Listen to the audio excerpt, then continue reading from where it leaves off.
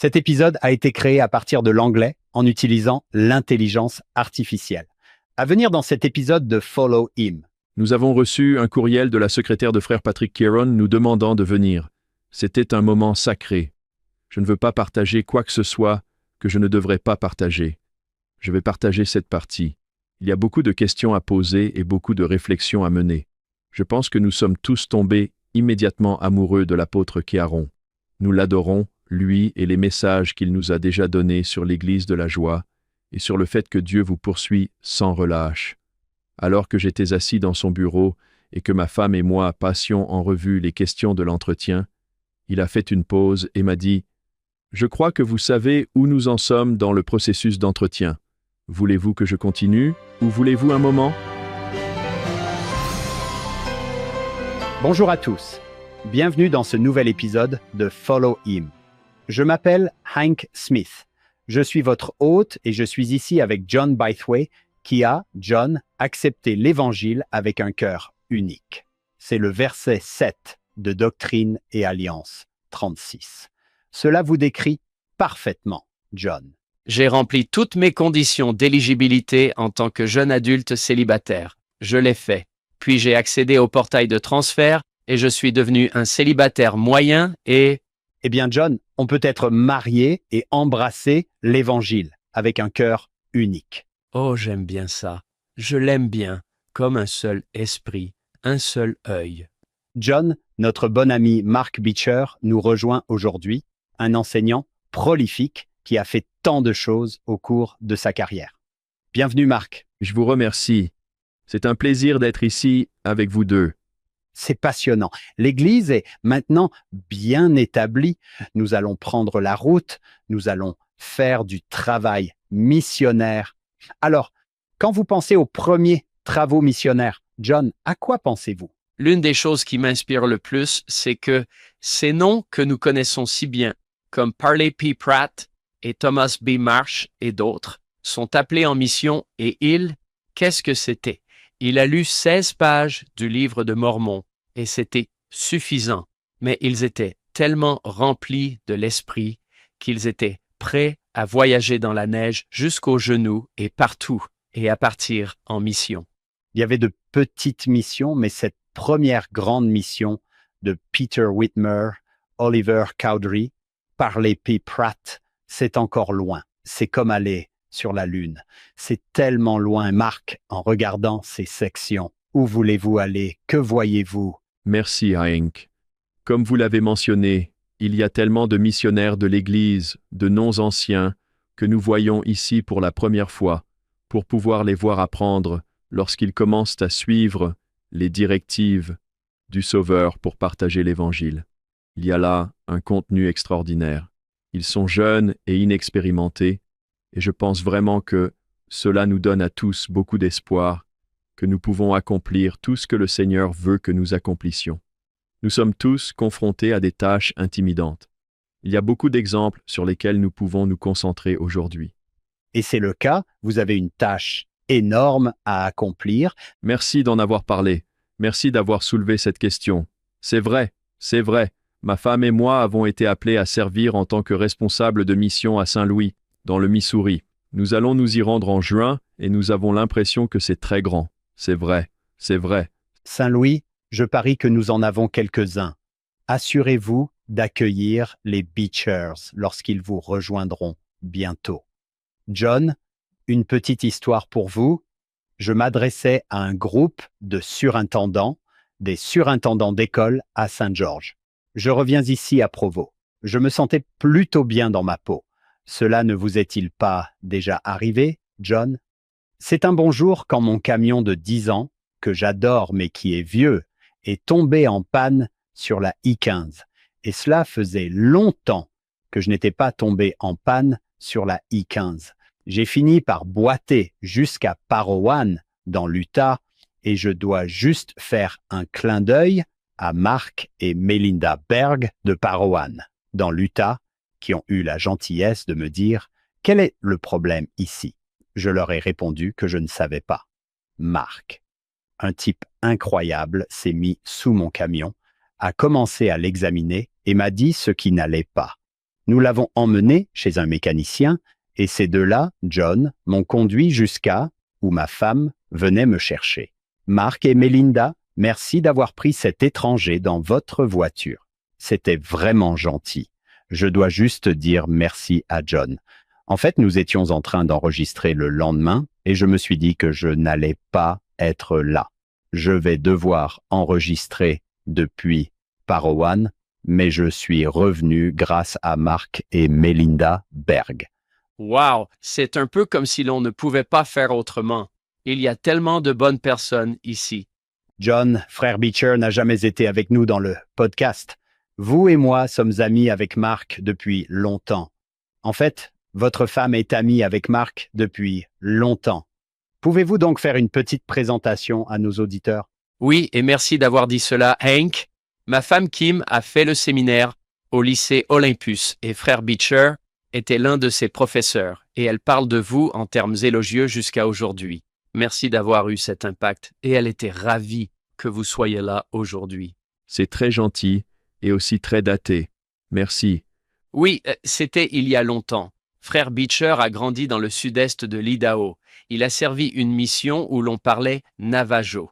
Et Hank, je ne sais pas ce qu'il en est pour vous, mais combien de fois avez-vous entendu parler le Navajo, le finnois, et je pense le mandarin, certaines des langues les plus difficiles à apprendre.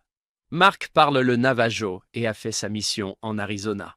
Frère Beecher est diplômé de l'université Brigham Young et de l'université de l'Utah. Il a enseigné au séminaire pendant 37 ans et a pris sa retraite il y a quelques années en tant que directeur régional. Il a travaillé avec EFY et FSI et Education Week et il enseigne maintenant en 3e année à l'American Heritage School à American Fork. Wow, c'est un grand merci à mes élèves de 3e année de l'American Heritage. American Heritage School. Lui et sa femme Kim sont mariés depuis 39 ans. Ils ont 5 enfants et 10, bientôt 12 petits-enfants. Et Hank, comme vous l'avez mentionné, sera bientôt chargé de mission à Saint-Louis. Cela me tient particulièrement à cœur parce que mon président de mission est toujours en vie, vit à Saint-Louis et Menlo Smith a eu un impact sur Saint-Louis en aidant à obtenir le terrain pour le temple et d'autres choses là-bas. Nous sommes donc très heureux de vous accueillir, frère Beecher. Je suis ravi de me joindre à vous aujourd'hui et à tous les auditeurs. Oui, et je dois ajouter une chose. Mark et Rob Eaton, un autre invité que nous avons eu sur le podcast, ont écrit un livre il y a des années intitulé Becoming Great Gospel Teachers, devenir de grands enseignants de l'Évangile. Et j'ai le livre et le CD qui ont vraiment béni mon enseignement, Mark et Rob. Je tiens donc à vous remercier pour cette contribution. Très aimable à vous. Mark, laissez-nous vous laisser faire un message rapide. Parlez au sein de Saint-Louis. Comment diriez-vous qu'ils vont vous accueillir ici dans quelques mois? Wow. Je vais commencer par ceci. Nous avons eu l'occasion, ma femme et moi, d'avoir quelques conversations Zoom avec les dirigeants actuels de la mission, le président et la sœur McKay. Et je n'oublierai jamais la fin de la première conversation, lorsqu'ils ont dit que nous allions demander aux missionnaires de commencer à prier pour vous.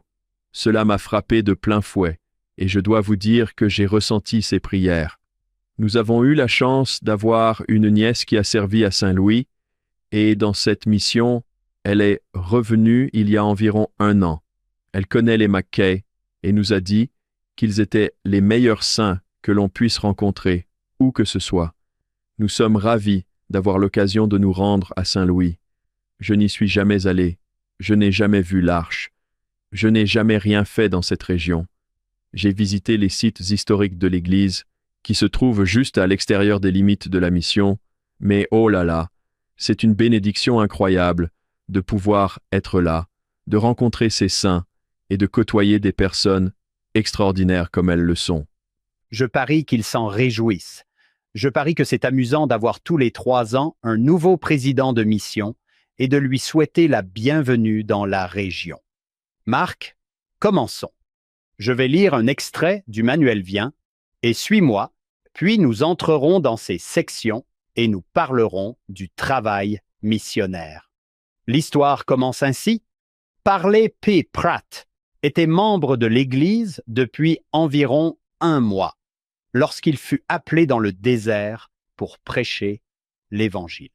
Thomas B. Marsh était membre depuis moins longtemps encore, lorsqu'on lui annonça que l'heure de votre mission avait sonné. Orson Pratt, Edward Partridge et bien d'autres encore venaient à peine d'être baptisés lorsqu'ils furent appelés à partir en mission. Il y a peut-être une leçon à tirer de ce modèle pour nous aujourd'hui. Si vous en savez assez pour accepter l'Évangile rétabli par le baptême, vous en savez assez pour le partager avec d'autres. Bien sûr, nous voulons toujours accroître notre connaissance de l'Évangile, mais Dieu n'a jamais hésité à faire appel à des ignorants pour prêcher son Évangile. En fait, il nous invite tous à ouvrir la bouche pour annoncer mon Évangile. Et ce n'est pas par notre sagesse et notre expérience que nous y parvenons le mieux, mais par la puissance de l'Esprit. Oh, j'adore ça. Ces missionnaires, pouvez-vous imaginer que vous avez été membre de l'Église pendant 1 semaine entière et qu'il est temps de partir en mission? Alors Marc, avec ça, où veux-tu aller à partir d'ici? Honnêtement, ce n'est pas très différent. Ma femme et moi avons eu l'occasion de servir au centre de formation des missionnaires où j'ai été président de branche pendant environ 3 ans. Ces missionnaires, ils entrent et beaucoup d'entre eux ont décidé littéralement au cours des 2 derniers mois que j'allais partir en mission et je les observe pendant qu'ils entrent. J'ai écouté la section 4 que vous avez enseignée. Si vous avez le désir de servir Dieu, vous êtes appelé au travail. Il suffit de prendre ce désir et de voir le Seigneur le magnifier et de les voir changer en quelques jours. La plupart d'entre eux passent 12 ou 13 jours au MTC, s'ils parlent anglais.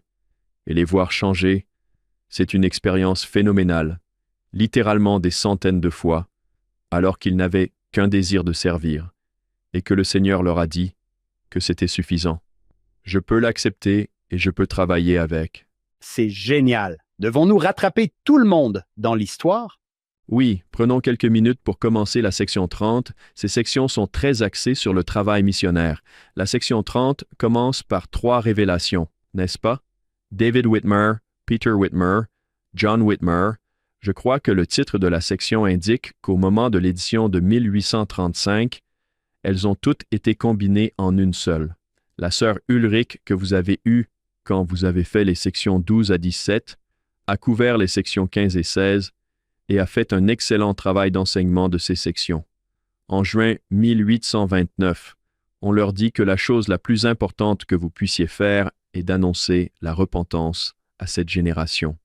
Et je vous ai tous entendu parler de la repentance et de sa beauté, et il semble que maintenant que nous arrivons à la section 30, quelques mois plus tard, ils ne le font pas. Ils n'ont pas suivi la directive comme ils auraient dû le faire. Il y a donc une correction de la part du Seigneur, qu'il a la gentillesse de nous donner lorsque nous avons besoin de ce genre de correction pour nous mettre sur la bonne voie. Le petit mécontentement divin, je crois qu'on l'a appelé. Il semble qu'au début de la section 30, Hiram Page, de la section 28, ait eu une certaine influence et qu'il soit un peu persuadé de la direction et de l'orientation de David Whitmer. Le Seigneur veut donc que David et nous tous connaissions le problème de craindre les hommes et de ne pas s'appuyer sur la force du Seigneur et d'avoir l'esprit plus tourné vers les choses de la terre que vers les précieux conseils du Sauveur. Pourrions-nous regarder les versets 1 et 2 de la section 30? Absolument. Voici, je te le dis, David, tu as craint les hommes et tu ne t'es pas appuyé sur moi pour avoir de la force comme tu le devais. Tu t'es attaché aux choses de la terre plutôt qu'à moi, ton Créateur, et au ministère auquel tu as été appelé, et tu n'as pas écouté mon esprit, ni ceux qui t'ont été confiés, mais tu t'es laissé convaincre par ceux que je n'avais pas commandés. Dans mes écritures, j'ai décomposé cela en 5 choses. Premièrement, vous avez craint l'homme. Deuxièmement, vous ne vous êtes pas appuyé sur moi pour la force comme vous le deviez. Troisièmement, tu as pensé aux choses de la terre plutôt qu'à celles de moi. Quatrièmement, vous n'avez pas tenu compte de mon esprit et de ce que vous avez été appelés à faire, ni de ceux qui vous ont été confiés. Et cinquièmement, vous avez été persuadés par ceux que je n'avais pas commandés. En regardant cela, je dois admettre que c'est quelque chose dans lequel je pense que nous pouvons tous tomber à la hâte. Quand on lit ces versets, on se demande si c'est à moi qu'ils s'adressent. Oui, c'est exactement ce que j'ai pensé aujourd'hui. Je vais partager un verset du livre de Mormon. C'est l'un de mes nouveaux versets préférés.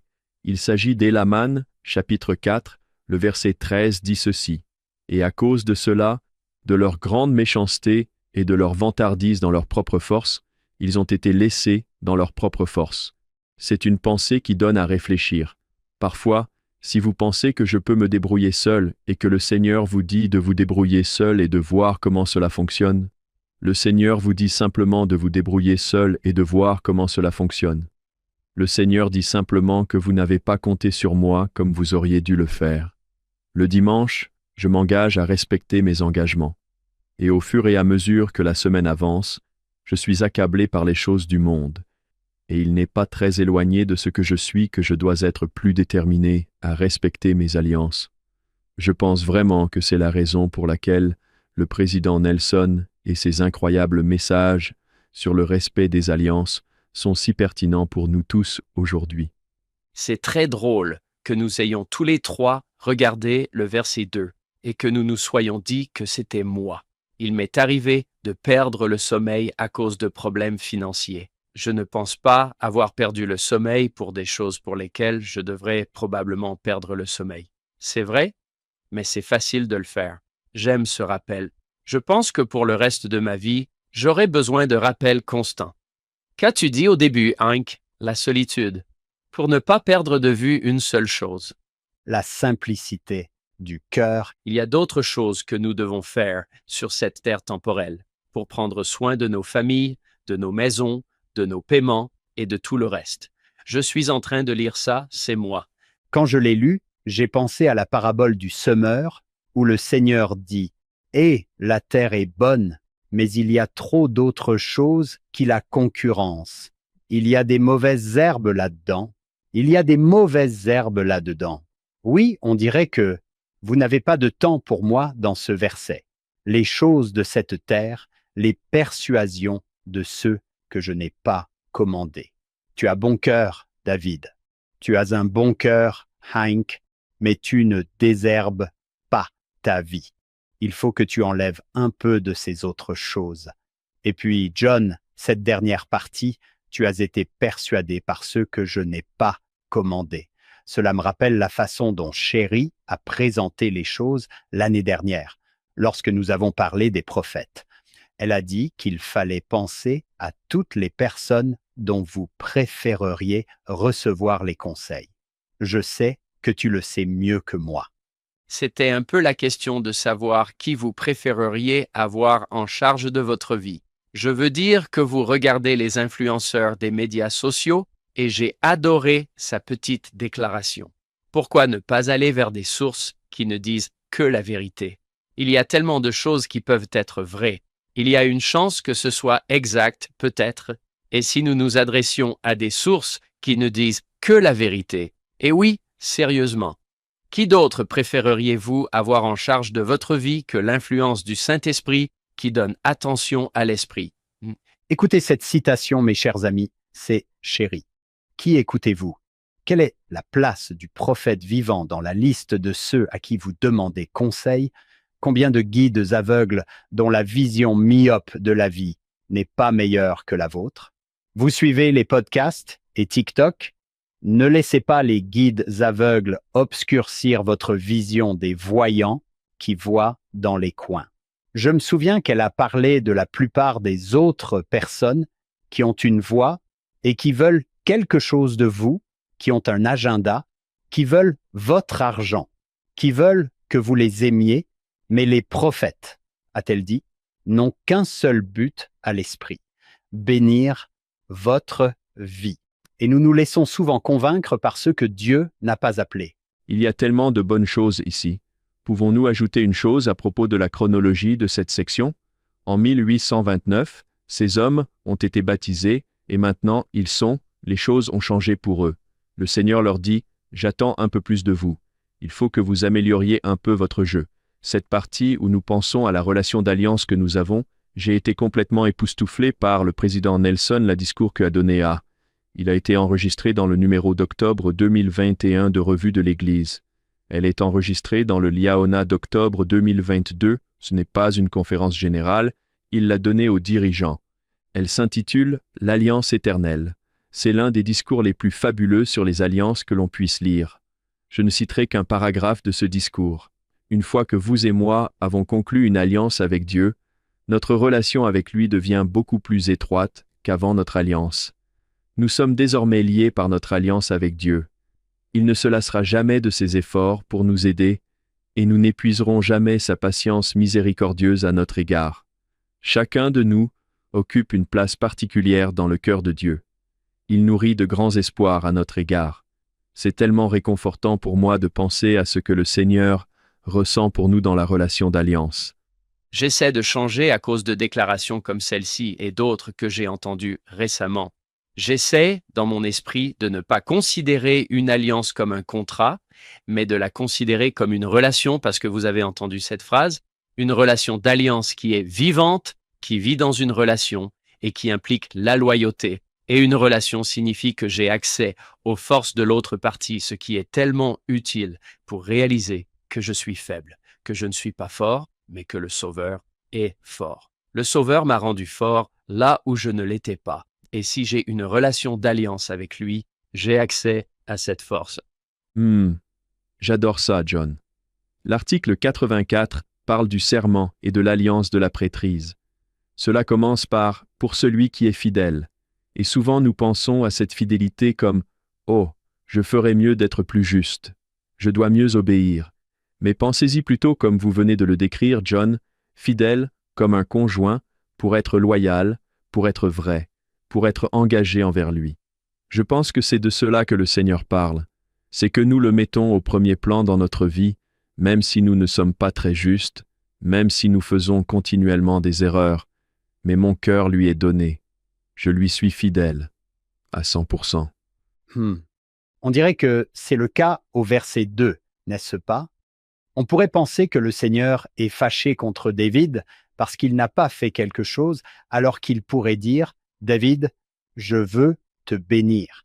Je veux que tu prennes garde à mon esprit. Je veux que tu t'intéresses à ce qui me concerne pour que je puisse te donner tout ce que je veux te donner. » J'ai toutes ces bénédictions en réserve pour vous. Laissez-moi vous les donner. C'est bien cela. Verset 5, cette phrase à Peter Whitmer, « Ne craignez pas ». Verset 8, « Applique-toi à garder mes commandements ». Verset 11, « De toute votre âme, sans craindre ce que l'homme peut faire ». Je veux dire que ce thème est vraiment présent tout au long de cette section. De vous donner complètement, de ne pas trop vous préoccuper du moment, mais au contraire d'être capable d'avoir une perspective éternelle et de la garder avec nous tout le temps. Le Seigneur veut que vous ayez cela, et il vous magnifiera si vous le gardez au premier plan de votre esprit et de vos efforts. J'ai remarqué au verset 11 une petite allusion à Peter Whitmer. « Tout ton travail sera en Sion ». Je ne pense pas qu'il sache que c'est là qu'il va finir sa mission, proche de l'endroit où vous vous rendez pour votre mission, Marc. Près de l'endroit où nous allons. C'est vrai, c'est vrai. Tout votre travail sera en Sion. Je suis sûr que Peter Whitmer va bien. Ça sonne bien. Et le Seigneur va, vous ne savez pas en fait. Vous ne savez pas ce que cela signifie, mais vous le ferez. Oui, encore une fois, au verset 11, les Écritures utilisent des mots si forts. Pouvez-vous imaginer s'il était écrit « La plus grande partie de votre travail sera en Sion » ? Non, c'est tout votre travail, et vous travaillerez avec un pourcentage élevé de votre âme. Non, de toute votre âme. Cela me rappelle la section 4.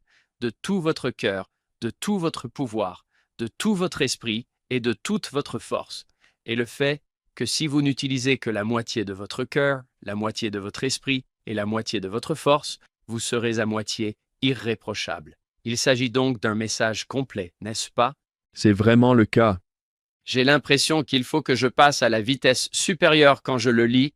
Devrions-nous faire l'article 31? C'est parti. Thomas B. Marsh.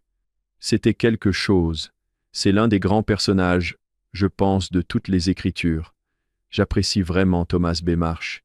Il a eu des opportunités extraordinaires. S'il avait continué dans la direction où il allait, nous devrions probablement réécrire un petit hymne primaire. C'est pourquoi je ne suis pas un auteur d'hymne primaire. Les prophètes des derniers jours sont gentils, pas durs. Joseph Smith et Thomas B. Marsh, il aurait été le numéro 2. Il était le président du quorum des 12, pendant une partie de son temps. Au lieu d'un Y sur la montagne, il y aurait ce grand M, pas vrai? Là-haut, à Provo. C'est vrai. Je pense que la plupart des gens connaissent l'histoire du dépouillement du lait dans lequel sa femme était impliquée. Et j'ai entendu dans l'un de vos podcasts au début de l'année, Hank, l'histoire d'un de vos collègues qui était drôle, mais qui voulait probablement oublier cette histoire. Ce n'était pas un grand moment pour lui. Il y a beaucoup d'histoires que je ne veux pas que l'on raconte à mon sujet. C'est peut-être l'une d'entre elles où nous nous attardons parfois un peu trop sur Thomas B. Marsh et sa femme, ainsi que sur certaines erreurs qu'il a commises en cours de route. Mais je l'aime à bien des égards, en raison de sa diligence. Il a accepté des missions très difficiles. Il s'en est bien acquitté. Oui, il a eu quelques problèmes, mais il est mort dans la foi. Comme la plupart de ces personnages, nous allons l'étudier. Il a des sentiments. Il a de l'orgueil. Le Seigneur va lui donner des avertissements assez forts dans sa vie. Pour moi, cela me donne de l'espoir de me dire « Oh, certains de ces personnages plus gris dans l'histoire de l'Église peuvent parfois être un peu plus comme moi au jour le jour.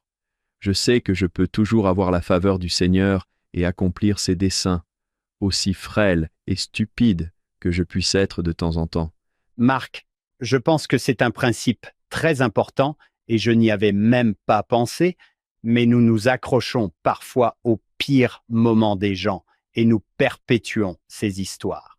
Il y a quelques semaines, Sœur Ford était ici.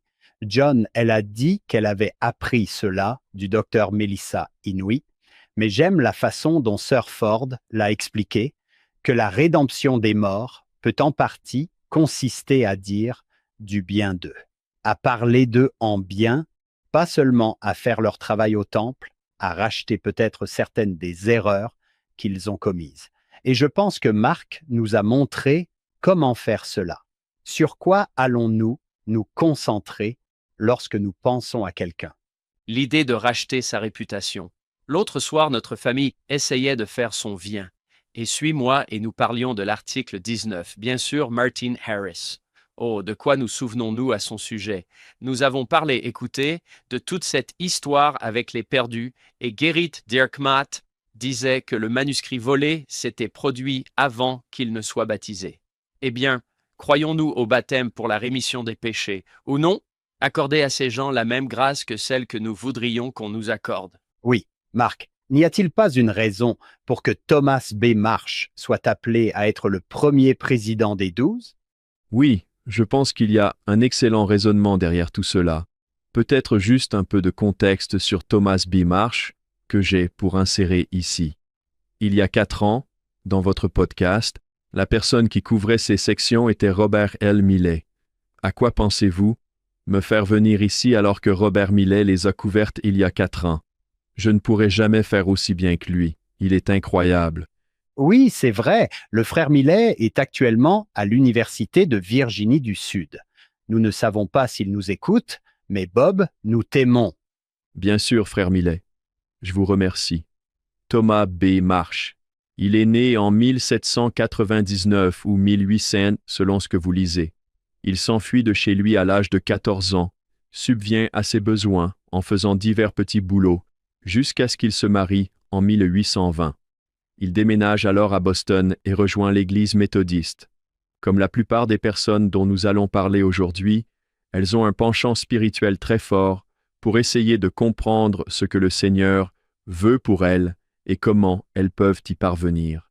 Et beaucoup d'entre eux se joignent à d'autres églises et empruntent d'autres voies pour parvenir à l'Évangile rétabli. Il se sent toujours déstabilisé. Il a été apprenti imprimeur. Il se rend dans différentes églises. Aucune d'entre elles ne semble prêcher l'Évangile qu'il a trouvé dans la Bible. Il croyait qu'une nouvelle église allait naître qui enseignerait la vérité rétablie.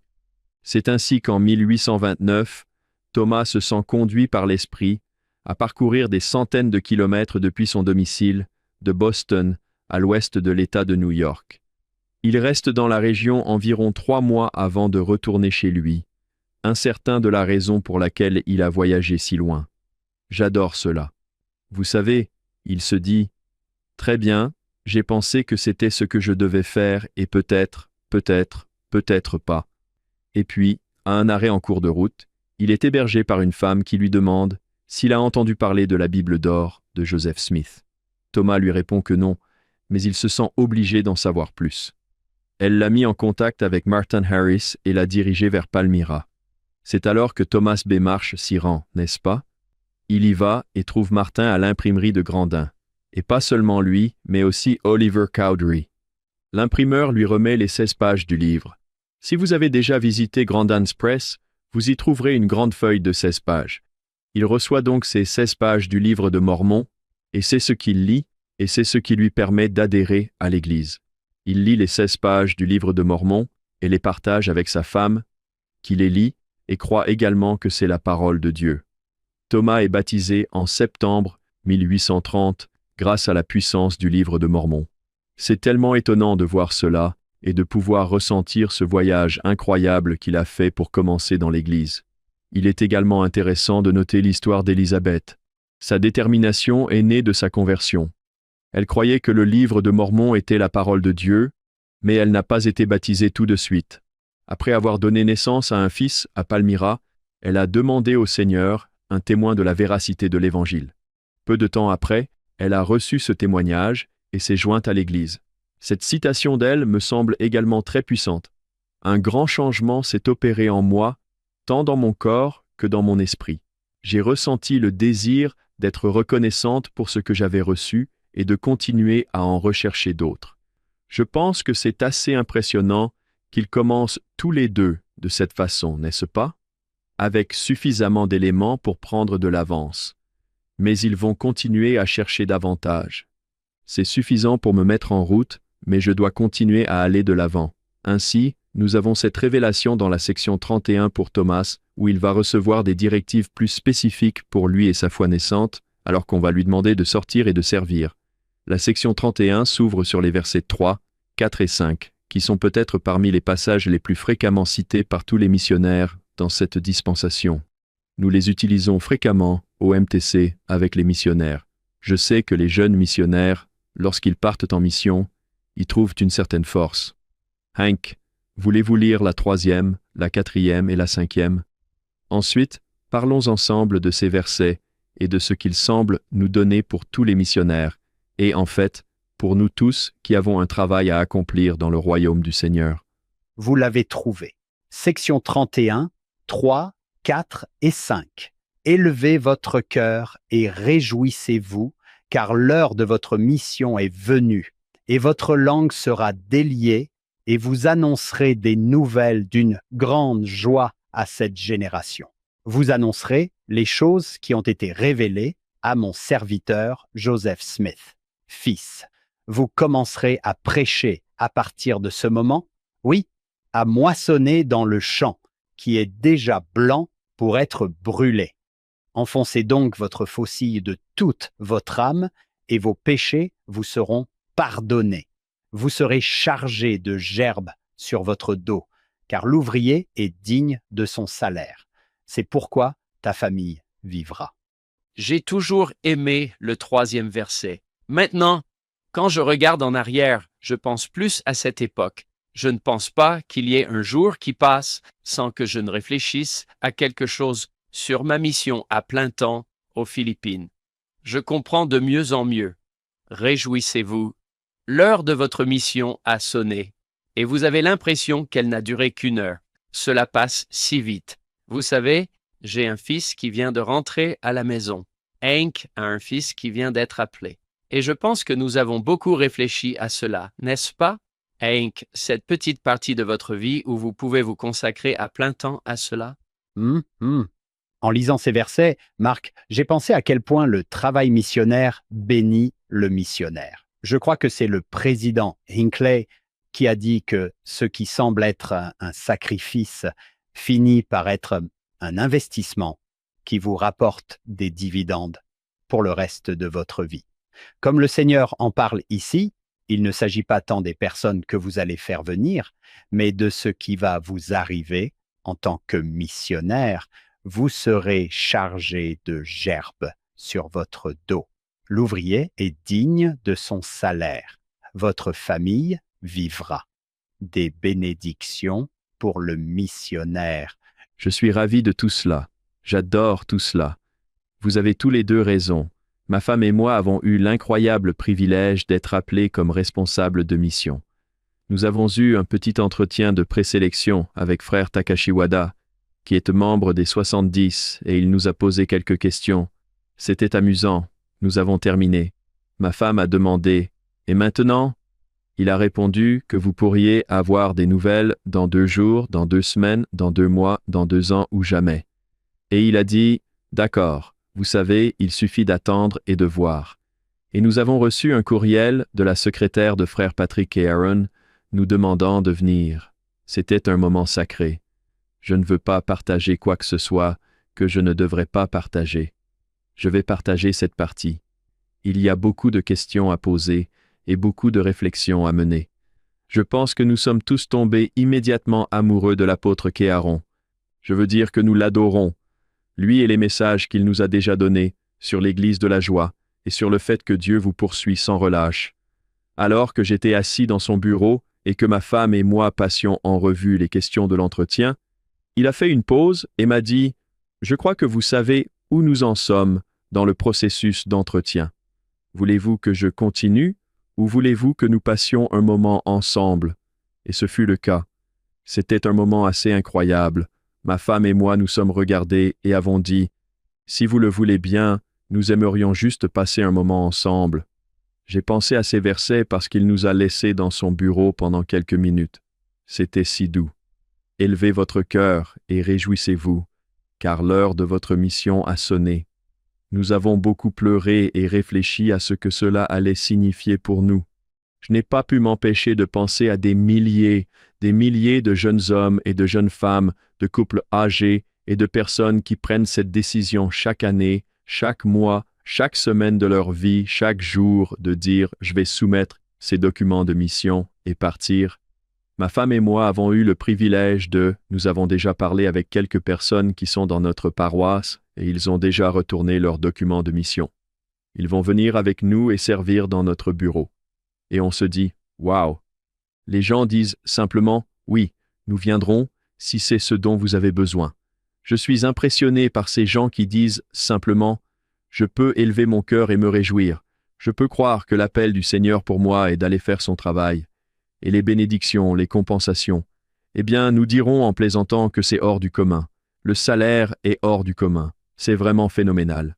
J'ai déjà commencé à le ressentir un peu. Et tous ceux à qui j'ai parlé et qui ont travaillé comme chef de mission disent que c'est la chose la plus exigeante et la plus gratifiante qu'ils feront de toute leur vie. J'aime la constance avec laquelle les Écritures décrivent l'Évangile comme une bonne nouvelle d'une grande joie, une bonne nouvelle signifiant une bonne nouvelle, et l'Évangile signifiant une bonne nouvelle. J'aime la constance avec laquelle les critiques parlent de perfectionnisme toxique, de légalisme et de tout le reste. Mais lorsque les Écritures parlent de l'Évangile, il s'agit de l'Église de la joie, n'est-ce pas? Je pense que j'ai choisi de la décrire de cette manière, comme le font les Écritures. On me rappelle, John, que tu pourrais raconter cette histoire mieux que moi. Je pense que nous avons fait cela pour un Follow Him Favorites, Mackay Christensen. Vous en souvenez-vous? Oui, c'est ça. $1 Million Missionary.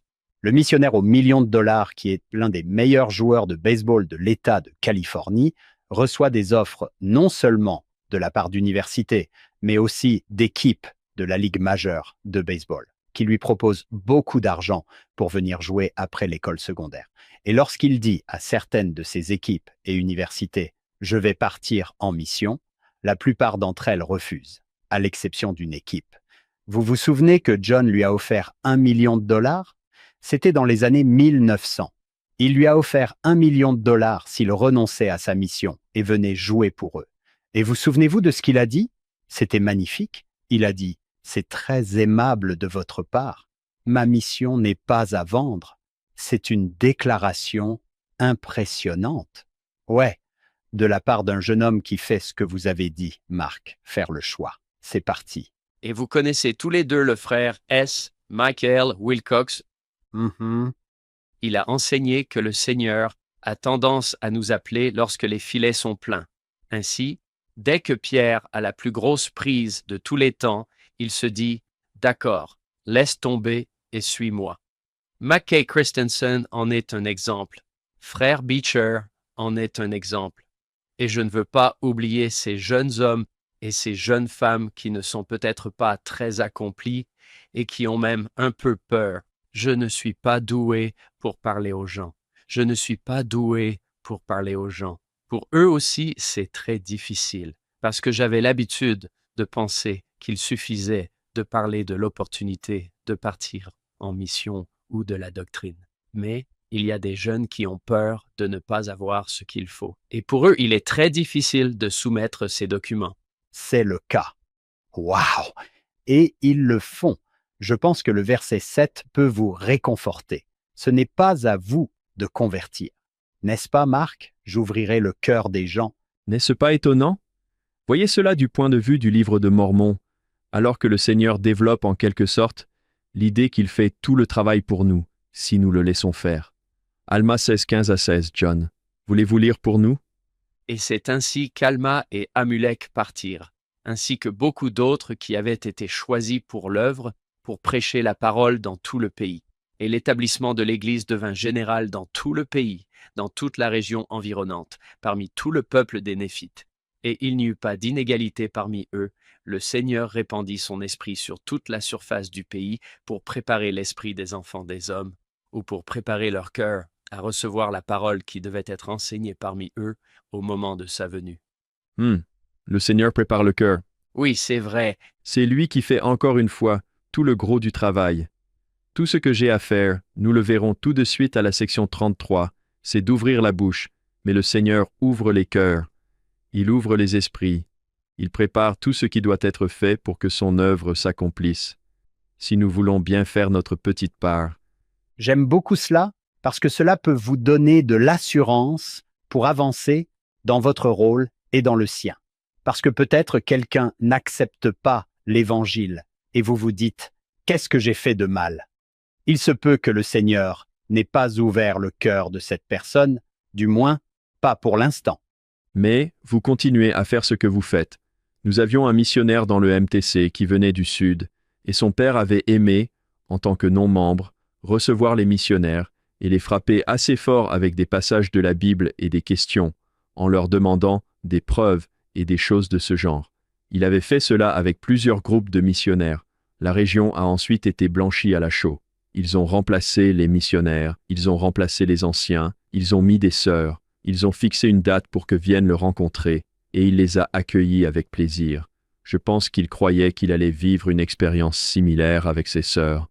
Elles lui ont simplement dit, en s'asseyant avec lui, qu'elles savaient qu'il était très bien informé. Il ne nous viendrait même pas à l'idée de remettre en question vos connaissances, car vous les connaissez si bien. Nous vous invitons simplement à faire une chose. Allez-vous lire le livre de Mormon? Parce que nous savons que vous ne serez pas trompés par quoi que ce soit dans le livre, mais vous êtes sages et vous êtes instruits, alors essayez le livre. Il ne vous persuadera jamais de ce que vous croyez. Eh bien, il a littéralement lu le premier chapitre de Néphi, puis il les a rappelés et leur a dit « Je dois me joindre à votre Église ». Il était à la recherche de la vérité, tout comme ses premiers dirigeants, et il a été converti par l'Esprit.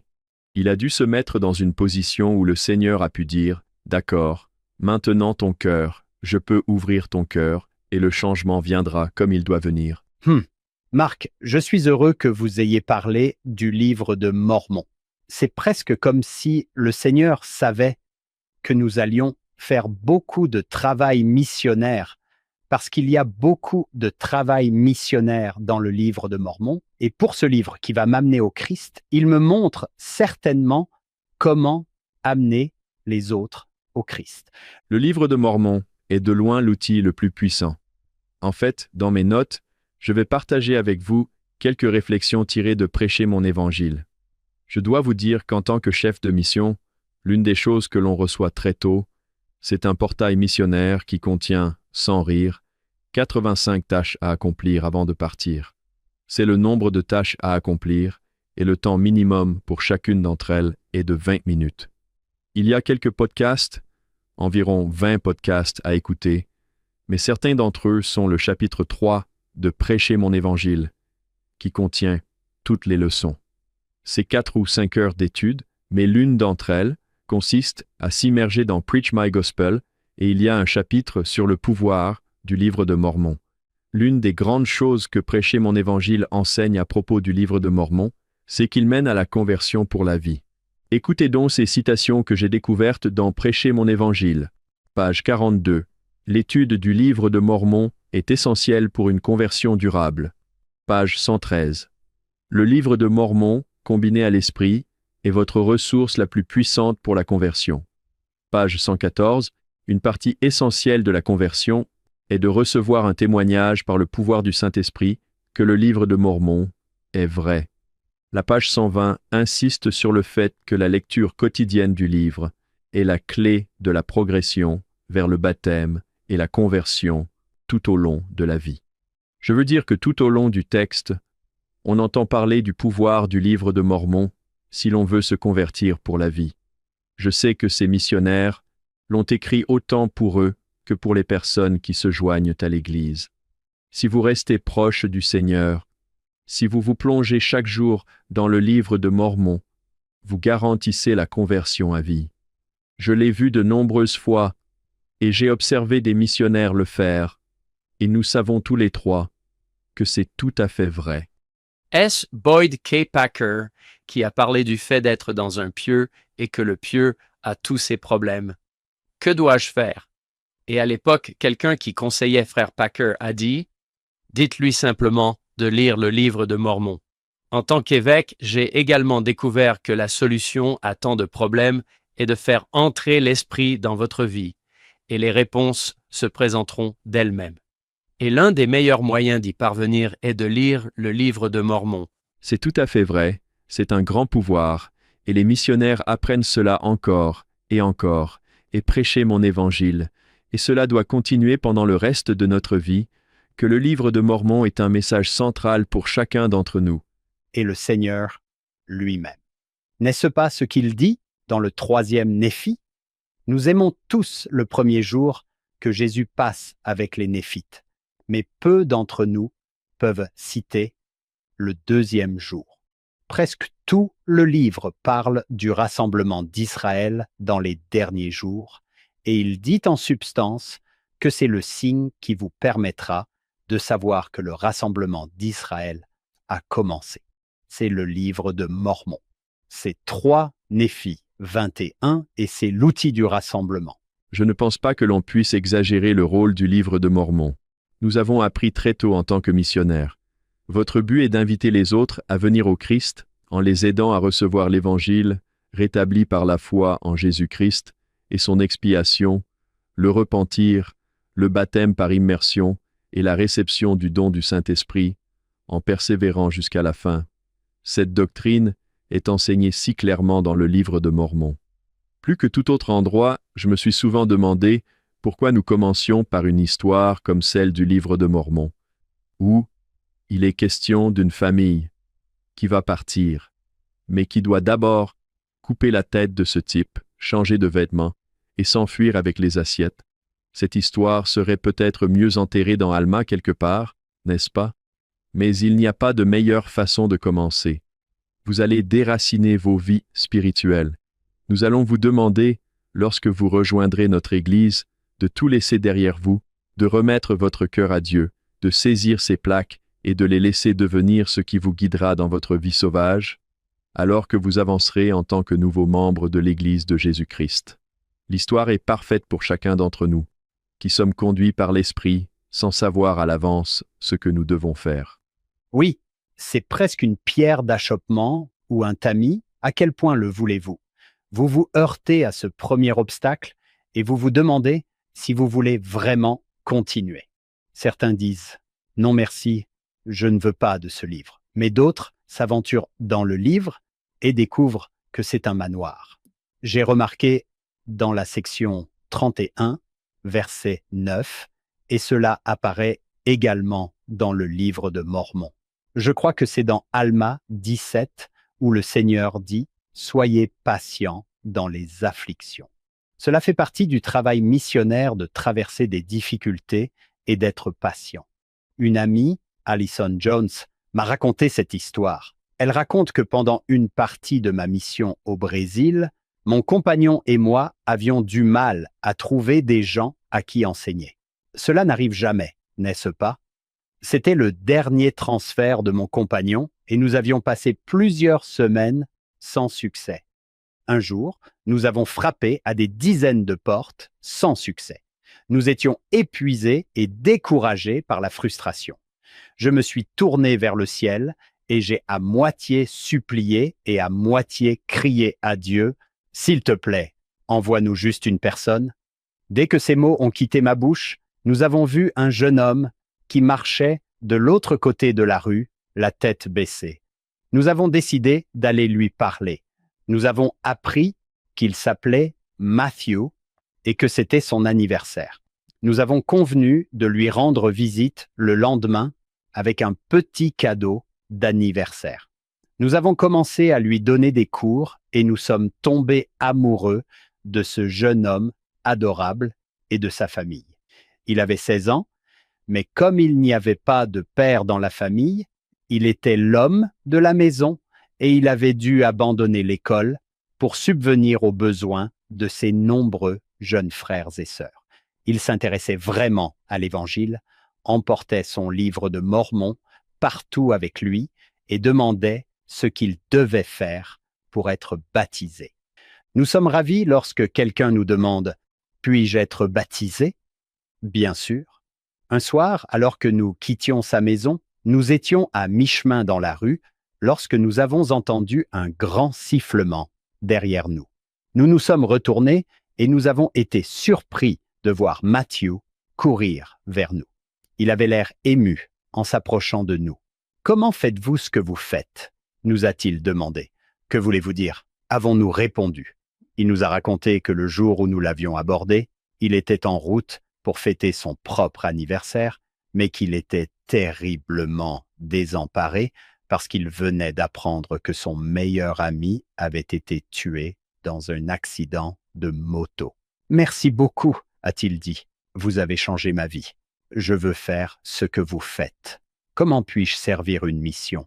J'ai été stupéfaite lorsque j'ai quitté cette conversation, mais encore plus lorsque mon compagnon s'est mis à sangloter et m'a dit, à travers ses larmes, qu'il s'agissait de son dernier transfert. Mon père était dans une situation similaire.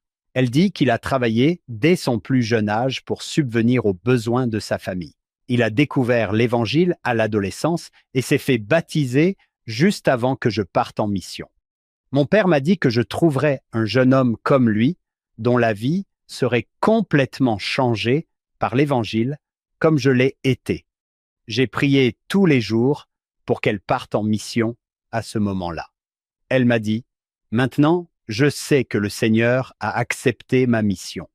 Maintenant, je sais. » N'est-ce pas magnifique que le Seigneur dise, « Soyez patients dans l'affliction. J'ouvrirai le cœur des gens. » Ce n'est pas comme si cela arrivait tous les jours, qu'a-t-elle dit. Plusieurs semaines sans succès. Soyez patients dans les épreuves. Je pense que cela s'applique à nous dans notre vie, avec nos collègues de travail, nos voisins, les personnes avec lesquelles nous avons essayé de travailler, que nous avons peut-être essayé de plusieurs manières différentes ou à plusieurs reprises, et que les choses ne progressent tout simplement pas. Nous nous disons alors que nous n'avançons pas et que nous n'avons pas d'autre choix que de continuer. Mais le Seigneur ouvre les cœurs et nous sommes patients. Nous travaillons continuellement selon son calendrier et nous savons que ce calendrier est le sien et qu'il ouvrira le cœur des gens lorsqu'ils seront prêts. Oui, je pense que c'est important, n'est-ce pas?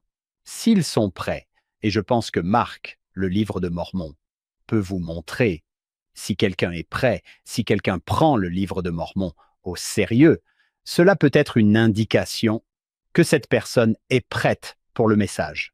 Et si quelqu'un ne prend pas le livre de Mormon au sérieux, même s'il s'intéresse à d'autres programmes de l'Église, cela peut indiquer qu'il n'est pas prêt. Je suis d'accord avec vous, cela peut être un tamis, c'est certain. Vous savez, un peu plus loin au verset 9, « Gouvernez votre maison avec douceur et soyez ferme ». Thomas B. Marsh reçoit quelques directives ici, et même un peu plus de prudence au verset 12. « Priez toujours, de peur d'entrer en tentation et de perdre votre récompense. » Thomas est mis en garde très tôt contre l'orgueil. Il doit être plus doux et plus disposé à faire ce que le Seigneur veut. Encore une fois, il s'agit de connaître la fin de l'histoire, de savoir qu'il y a certaines choses avec le frère Marsh que le Seigneur connaît à l'avance et qu'il va lui donner le bon conseil et la bonne orientation. Il doit être prêt et disposé à les recevoir dans toutes les circonstances, ce jour-là et à l'avenir. Chaque fois que cela devient un peu plus pertinent, comme nous tous, il y a des conseils que j'ai reçus qui sont devenus plus clairs des années plus tard, et c'est certainement vrai aussi pour Thomas B. Marsh. Le Seigneur connaît ses faiblesses en la matière. La section 112 est également attribuée à Thomas B. Marsh, verset 10, un verset assez célèbre. « Sois humble, et le Seigneur ton Dieu te conduira par la main et te donnera réponse à tes prières. » Thomas B. Marsh est excommunié en 1839, et ce n'est pas aussi simple que le dépouillement du lait. D'autres événements surviennent. Il y a des retombées avec Sidney Rigdon et le sermon sur le sel. Certaines choses se sont produites, un conflit à Gallatin dans le Missouri.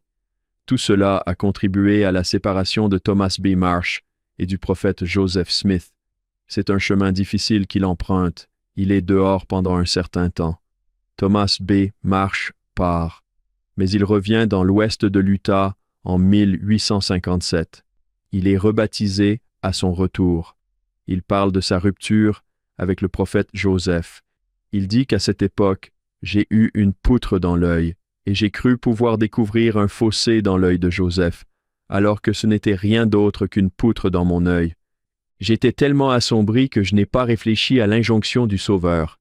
Hypocrite, pourquoi regardes-tu le fossé qui est dans l'œil de ton frère, alors que tu as une poutre dans ton propre œil?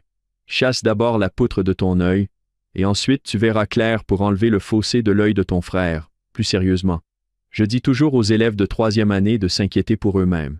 Vous savez qu'ils regardent quelqu'un d'autre. Pourquoi a-t-il ceci?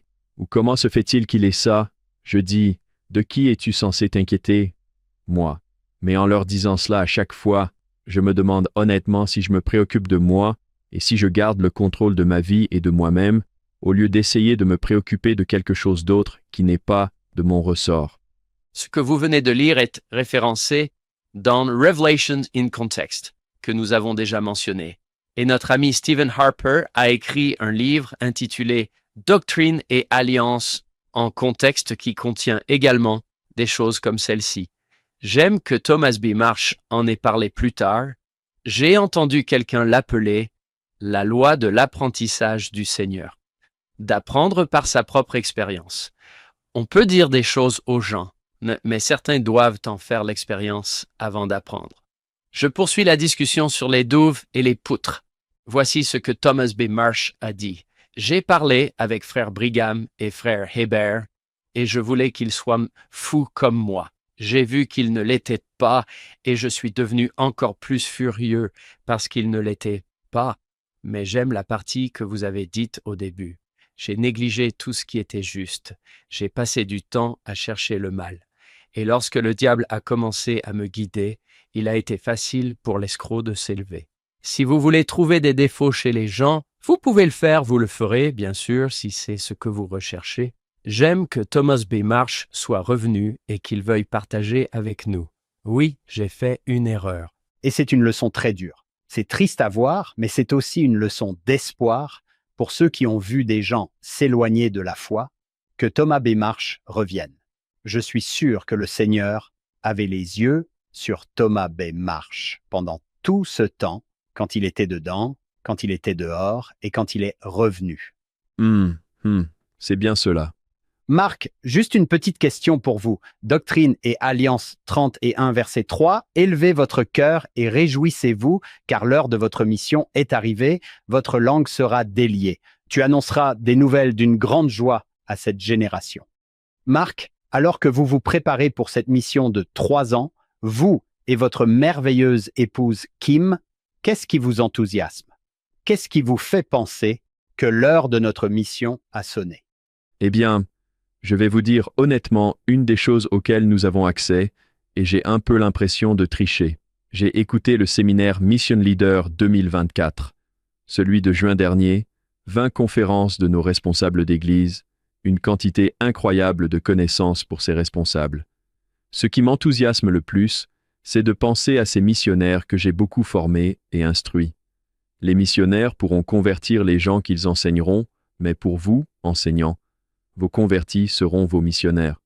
Vous voudrez vous accrocher à eux et faire tout ce qui est en votre pouvoir pour les aider à rester fidèles à l'Évangile, à rester fermes dans la foi et à progresser. C'est passionnant, c'est accablant. C'est un peu trop parfois d'y penser et de se dire « Waouh, c'est un peu beaucoup sur vos épaules ». Mais en même temps, ceux qui ont servi en mission se souviennent tous de moments. Je me souviens de moments vécus avec mon président de mission, de l'expérience que l'on vit lorsqu'on se donne au service du Seigneur et que probablement pour la première fois de sa vie, on se rend compte que le monde ne tourne pas autour de soi.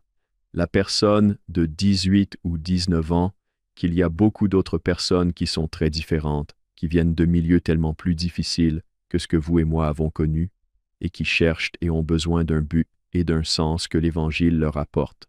Cela m'enthousiasme et me donne l'impression d'être ravi de pouvoir travailler avec les missionnaires et de les observer dans leur travail avec les personnes qui rejoignent l'Église. L'idée que vous pouvez vous réveiller aujourd'hui et changer un arbre généalogique pour l'éternité, c'est ce qui vous fait sortir du lit le matin. Aujourd'hui pourrait être le jour ou pas, et vous pourriez être fatigué et épuisé, puis vous vous levez le lendemain et vous vous dites « je vais réessayer ». Il y a quelque chose de fatigant et de merveilleux là-dedans. Cela semble épuisant. Vous êtes sur le fil du rasoir presque tout le temps. J'ai étudié toutes les choses pour lesquelles on nous a demandé d'être prêts pour cette mission.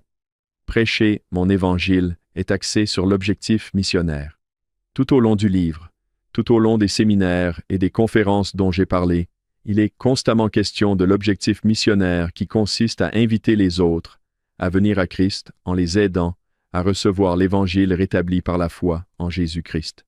C'est en restant concentré sur notre engagement envers Jésus-Christ et sur notre objectif missionnaire, et non sur les résultats extérieurs, que nous obtiendrons ce succès, ce sentiment de confort, ce sentiment d'accomplissement. Nous avons souvent entendu les gens dire « Combien de baptêmes avez-vous célébrés? Qu'avez-vous fait de bien? Je vais partager avec vous cet extrait de Prêcher mon Évangile. Votre succès est déterminé principalement par votre désir et votre engagement à trouver, enseigner, baptiser et confirmer des convertis. Votre désir et votre engagement à faire ces choses, non pas par l'intermédiaire d'autres personnes, mais par votre désir et votre engagement. Et encore une fois, en pensant à cela, Hank, comme vous l'avez mentionné, c'est ce qui vous fait sortir du lit, n'est-ce pas? Le désir et l'engagement de pouvoir dire « c'est ce sur quoi le Seigneur veut que je me concentre et je sais que c'est là que je peux avoir du succès si je garde continuellement cela au premier plan de mon esprit. » J'aime que l'objectif missionnaire que vous avez énoncé soit d'amener les gens à Christ. Vous souvenez-vous de Hank lorsque nous avions Stephen Harper? Nous parlions de la valeur des âmes et il a dit « Comme c'est triste si nous transformons les âmes en simple baptême » et je pense que c'est ce que vous disiez, Marc. C'est non, notre objectif est d'amener les gens à Christ. Le résultat naturel de cela, nous l'espérons, est qu'ils seront baptisés. Mais notre désir est d'amener les gens à Christ. Pour répondre à votre question, Hank, vous avez entendu le verset de Jérémie 16:16, « J'enverrai des chasseurs et ils les chasseront, et des pêcheurs et ils les pêcheront. » Ce que Marc vient de définir pour nous, c'est que votre succès dépend de votre désir et de votre engagement. Ce n'est pas un objectif quantifiable de baptême Parce que, comme nous l'avons dit en plaisantant, Hank, si je pouvais fixer des objectifs pour des choses qui ne sont pas de mon ressort, je fixerais des objectifs pour que mon équipe de football préférée gagne tous les matchs. Mais comment cela pourrait-il être mon objectif si je n'ai rien à voir avec le résultat? Si mon objectif est d'avoir mon désir et mon engagement, c'est quelque chose sur lequel j'ai un certain contrôle. C'est bien cela. J'aime ce que vous avez tous les deux soulevé ici. Ce n'est pas une question de chiffres. Ce n'est jamais une question de chiffres. Je pense que vous serez frustré en tant que missionnaire si les chiffres l'emportent sur les âmes. Nous avons parlé tout à l'heure des alliances. Les alliances n'ont rien à voir avec les chiffres. Il ne s'agit pas de signer un contrat. Il ne s'agit pas de cliquer sur un bouton et de dire « D'accord, il y en a un de plus ». Nous invitons les gens à entrer dans une relation avec Dieu et je pense que tu as raison, Marc. Beaucoup de gens veulent, il leur manque cela dans leur vie. Qu'écrit Joseph Smith plus tard? Beaucoup sont tenus à l'écart de la vérité parce qu'ils ne savent pas où la trouver. Hank, j'adore le fait que l'écriture que vous venez de citer est en fait citée, je crois, aux pages 1 et 2 de Prêcher mon évangile. Mais c'est ainsi que commence le premier chapitre. Vous êtes entourés de gens. Vous les croisez dans la rue et vous voyagez parmi eux. Vous leur rendez visite chez eux et vous vous connectez avec eux en ligne. Ce sont tous des enfants de Dieu, vos frères et sœurs. Dieu les aime tout comme il vous aime. Beaucoup de ces personnes sont à la recherche d'un but dans la vie. Elles s'inquiètent pour leur avenir et leur famille. Elles ont besoin du sentiment d'appartenance que procure le fait de savoir qu'elles sont des enfants de Dieu et des membres de sa famille éternelle. Elles veulent se sentir en sécurité dans un monde aux valeurs changeantes. Ils désirent la paix dans ce monde et la vie éternelle dans le monde à venir. Cette ouverture, vous venez de le dire, c'est de cela qu'il s'agit, d'être capable d'aider les gens à trouver le but éternel dont ils ont besoin ici et ce point de mire. Cela me rappelle la déclaration du prophète Joseph Smith. Un homme rempli de l'amour de Dieu ne se contente pas de bénir sa famille, mais parcourt le monde entier, soucieux de bénir toute la race humaine. C'est un autre type de motivation. Cela me rappelle aussi la prière d'Énos qui prie pour sa propre âme, puis son âme s'élargit, et je prie pour mes frères, puis je vais prier pour les Lamanites et peut-être même pour nos ennemis, vu la façon dont ils ont été traités à l'époque. Et puis, s'ils n'écoutent pas, s'il vous plaît, préservez les archives pour qu'ils les lisent un jour. Et vous voyez que c'est exactement ce dont Joseph Smith parle, qui a élargi son amour et son attention pour le monde entier. Et cela vient d'un homme rempli de l'amour de Dieu, ce qui nous amène à nos meilleures motivations pour servir. J'ai probablement servi pour diverses raisons. Mon père y est allé et a rejoint l'Église à l'âge de 24 ans. Je devrais probablement y aller. Mes frères y sont allés. Je sais que je devrais y aller. Je crois que c'est vrai. Je crois que c'est merveilleux. J'aime le Sauveur. J'ai entendu dire que les gens voudront sortir avec vous.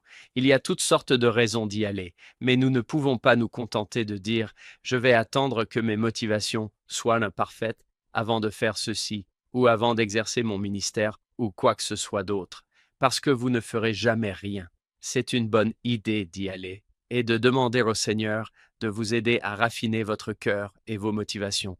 Oui, je pense qu'il faut se lancer et laisser le Seigneur faire des merveilles avec vous. Je pense que vos motivations changent avec le temps.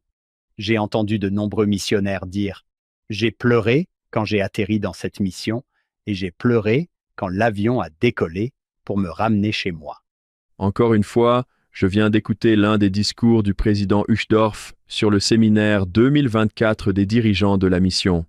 Il dit que si l'œuvre du Seigneur semble difficile, ne vous inquiétez pas. Si vous allez et agissez, le Seigneur vous fournira un moyen.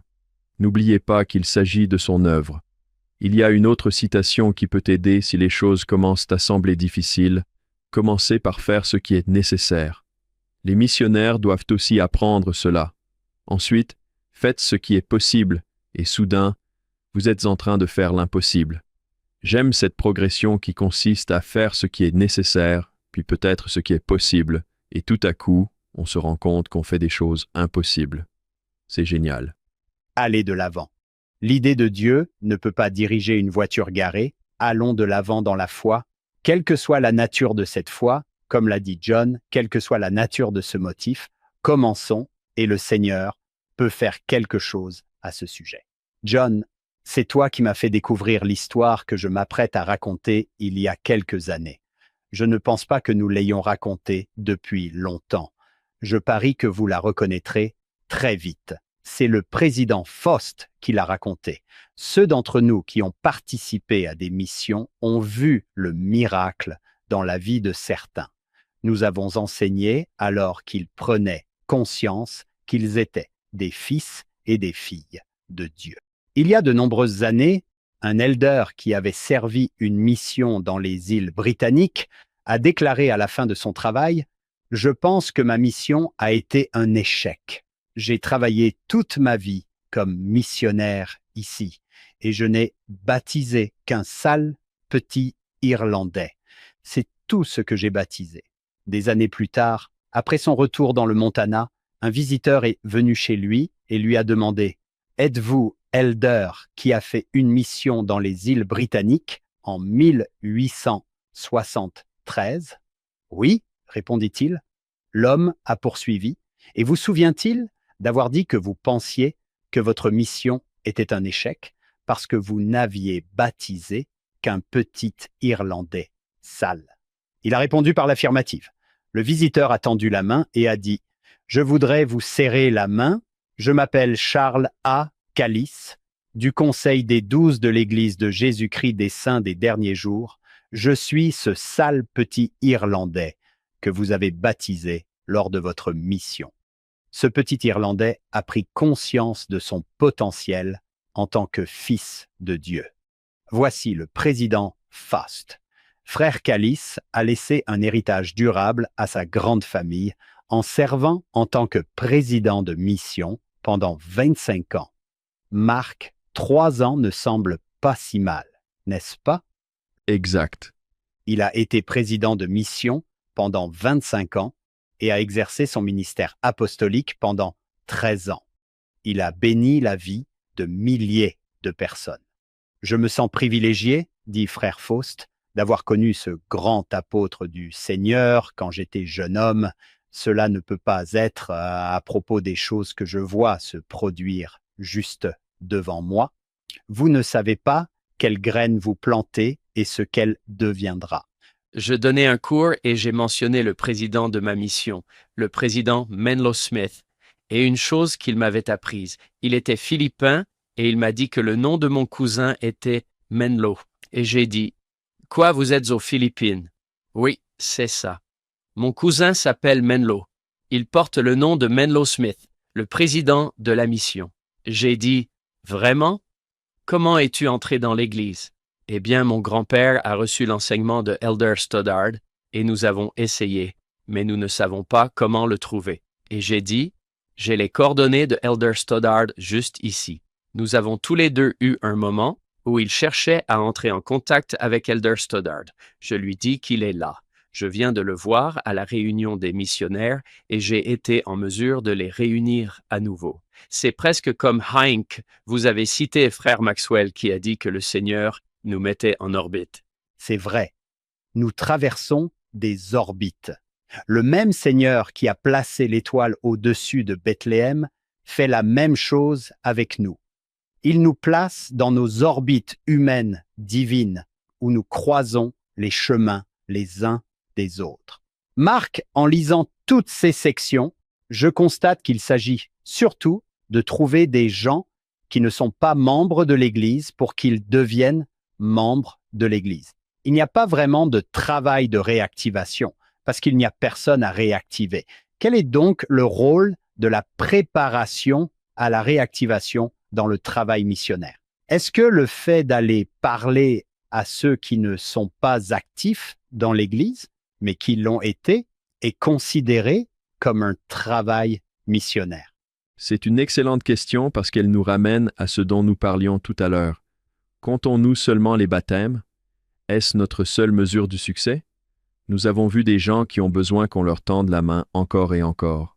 En fait, quelques nouveaux indicateurs clés ont été ajoutés ces 2 dernières années avec le nouveau Prêcher mon évangile qui a été publié en 2024. L'un d'entre eux est le suivi d'un nouveau converti à la réunion de Sainte-Seine pour la première année. Ce sont les missionnaires qui s'en chargent. Maintenant, vous allez suivre qu'ils vont assister à la réunion de Sainte-Seine et vous voulez être en mesure de vous assurer qu'ils continuent à le faire et que vous êtes en contact avec les gens et que vous les gardez actifs et que vous continuez. Nous nous soucions des âmes, nous nous soucions des gens qui viennent au Christ. Si quelqu'un est moins actif, si quelqu'un ne va pas à l'église, nous avons toutes les obligations et je crois que les mêmes récompenses missionnaires pour les aider à revenir dans le giron du Sauveur. Luc 15 avec la pièce de monnaie et le fils prodigue, et tout cela nous dit d'aller les chercher. Ramenez-les. Je pense que c'est fantastique parce qu'à l'époque où nous lisons, il n'y a pas beaucoup de ce travail, mais en 2025, il y a beaucoup de travail à faire à cet égard et nous ne pouvons pas dire « je ne veux pas aller réactiver les gens ». Ce n'est pas du travail missionnaire. C'est un travail très missionnaire. C'est le rassemblement. Vous savez, peut-être qu'en faisant une petite transition, nous pourrions aller à la section 32 parce que je pense qu'il y a un principe qui va dans le même sens. Hank, même s'il s'agit de personnes qui entrent dans l'Évangile pour la première fois plutôt que de personnes qui se réactivent, je pense que le principe est assez intéressant. En fait, je l'appelle presque le principe du karaté kid spirituel. Le gamin karaté pensait qu'il était en train de poncer le sol, de cirer ou d'enlever la cire, mais il apprenait en fait le karaté dans le cadre d'une plateforme plus vaste. Spirituellement parlant, c'est exactement ce qu'était la mission des Lamanites. Dans la section 32, ils sortent et pensent qu'ils vont sortir et rassembler les Lamanites. Ils ont lu le livre de Mormon qui parle du rassemblement de ces gens, et ils disent « Nous devons aller trouver les Lamanites, ceux qui sont les descendants de Néphi et de sa famille, et nous devons les faire venir. C'est ce qu'ils font, mais ils sont, vous savez, le succès de cette mission. Je pense que Hank, vous l'avez déjà appelé la mission de 24 heures, n'est-ce pas? Oui, et quand j'enseigne cela dans l'histoire de l'Église, ces quatre-là changent complètement l'Église. Absolument. Mais pas de la manière dont ils pensent que cela va changer l'Église. C'est vrai? Oui, c'est tout à fait exact. Vous avez Oliver Cowdery, Parley Pratt, Ziba Peterson et Peter Whitmer fils, qui croient, n'est-ce pas, Marc? Comme vous l'avez dit, ils croient qu'ils vont aller de l'autre côté du Mississippi et enseigner aux Lamanites et ils peuvent le faire pendant toute une journée. Mais ce qui se passe en chemin, c'est que Parley P. Pratt leur dit de s'arrêter à Kirtland. J'ai vécu ici à Kirtland. Oui. Peut-être que quelqu'un voudra nous entendre ici, à Kirtland. Et puis, qu'est-ce que c'est? Quelques jours et il double la taille de l'Église. C'est bien cela. Hughes Yirmi Yedi converti. C'est exact. Sidney et la congrégation se sont joints à l'Église. Oui, c'est assez incroyable à voir. Parfois, nous nous disons, « Je ne fais pas le travail du Seigneur. Je ne baptise pas mon collègue à qui j'ai parlé de l'Évangile 7 fois, et qui ne veut plus vraiment m'écouter. J'ai l'impression d'être un raté, mais vous ne savez pas ce qui se passe et ce qui va se passer parce que votre travail consiste à ouvrir la bouche et à laisser le Seigneur apporter les changements dont il a besoin. Et c'est certainement ce qui arrive à ces gens dans l'Ohio. C'est incroyable. Le Parley P. Pratt, John, vous connaissez probablement cette histoire aussi bien que n'importe qui d'autre. Ce Parley P. Pratt vit à Kirtland. Il est membre de la congrégation de Sidney Rigdon, mais décide ensuite de se rendre en Nouvelle-Angleterre. Avec sa femme. Un prénom génial, Thankful. Reconnaissant. Et puis, il a l'impression qu'il faut que je quitte le bateau dans cette région pendant un certain temps. Je ne sais pas pourquoi, mais l'Esprit me l'a manifesté et je rencontre le diacre Hamlin. Et j'adore le film que l'Église a réalisé, How Rare a Possession. Vos vues sont-elles assez larges pour accepter le ministère des anges? Puis il lui remet un livre de Mormon et Parley P. Pratt reste éveillé toute la nuit à le lire. Le sommeil était un fardeau pour moi, dit-il. Thomas B. Marsh a lu 16 pages. Parley P. Pratt est resté éveillé toute la nuit, a lu tout le livre, puis a voulu retourner voir son ancien pasteur, son ami, Sidney Rigdon. Marc, vous avez tout à fait raison. Ils pensent que nous allons aller vers les Lamanites sans se rendre compte que si nous nous arrêtons ici pendant une semaine ou deux, quelqu'un de ma vieille ville de Kirtland entendra peut-être l'Évangile. Et maintenant, grâce à cela, je vais à Kirtland chaque été, cet endroit incroyable où l'Église s'épanouit. J'aime cette idée, Marc, qu'ils pensent que c'est ce qu'ils font. Et le Seigneur a de tout autre plan en tête, et vous le laissez faire son travail. Il suffit d'être ouvert et disponible. Je reviens au livre de Mormon. Nous savons que c'est le cas, grâce aux manuscrits perdus et aux petites plaques. Mais il faudrait peut-être revoir les paroles de Néphi. Je vais me reporter au chapitre 9 de 1er Néphi, mais regardez-le alors qu'il garde 2 jeux de plaques et ce qu'il dit à ce sujet, et je pense que c'est poignant pour chacun d'entre nous. 1er Néphi 9, versets 5 et 6, c'est pourquoi le Seigneur m'a commandé de faire ces plaques dans un bussage en lui. But que je ne connais pas, mais le Seigneur connaît toutes choses depuis le commencement. C'est pourquoi il prépare la voie pour accomplir toutes ses œuvres parmi les enfants des hommes, car voici qu'il a tout pouvoir pour accomplir toutes ses paroles, et il en est ainsi. Amen. Un peu de tout là-dedans, n'est-ce pas? Le Seigneur peut tout faire. Parfois, nous limitons cela où nous disons « Est-ce que cela fonctionne? Ce n'est pas bon. » Ou « Pourquoi est-ce que je fais cela? » Ou « Comment se fait-il que cela ne donne pas les résultats que je pense souhaiter? » Et le Seigneur dit « C'est un bussage et tu dois juste t'accrocher, et j'ai un moyen d'accomplir tout ce que je dois accomplir. » Hank, vous avez mentionné plus tôt la parabole du semeur. J'aime l'image de la diffusion des semences. Vous savez, la diffusion ne vient pas de la radio et de la télévision, elle vient de l'agriculture. On ne sait jamais. Cela me rappelle le chapitre 5 de l'évangile de Marc. Jairus dit « Viens voir ma fille, ma petite fille, la vie à l'article de la mort. » Et en chemin, que se passe-t-il? Ils ont la femme avec l'écoulement de sang. La femme qui a un problème de sang le touche. Mon garçon, sois ouvert et disponible aux choses qui peuvent arriver en chemin parce qu'elles peuvent aussi être importantes. Nous pensions que nous allions à la mission auprès des Lamanites. Ce n'est pas le bureau des affaires indiennes du gouvernement qui a mis fin aux efforts des missionnaires et c'est pourquoi c'était une mission de 24 heures.